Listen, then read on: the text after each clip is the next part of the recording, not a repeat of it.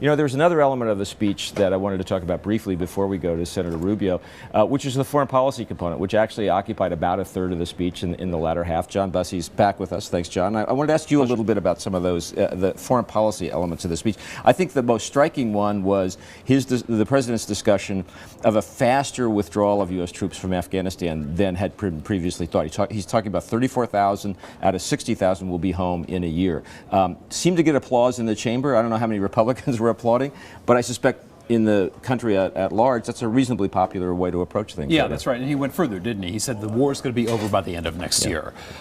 This is going to be contrary to a lot of people in his own administration, including Joe Biden, who is kind of concerned about how many troops get left over, the pace of withdrawal, and we still don't really know exactly how many will be left over. In other words, the war may be over, but there's going to be an American presence in Afghanistan for quite some time. Right, and he talked about something that's very important in that, which is having an agreement with the Afghan government that helps determine what those Americans who are left are going to do.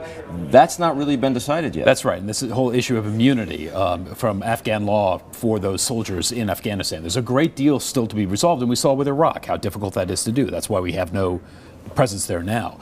You know what struck me interesting on the foreign policy front, the president's comments, was this affirmation for a free trade agreement between the United States and Europe.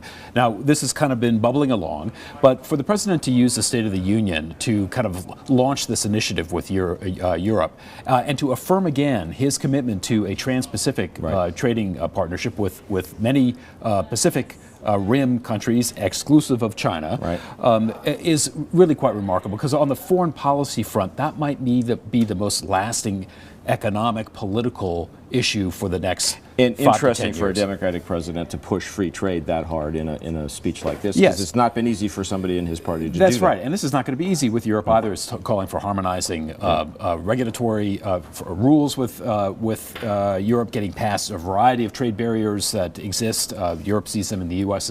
as well.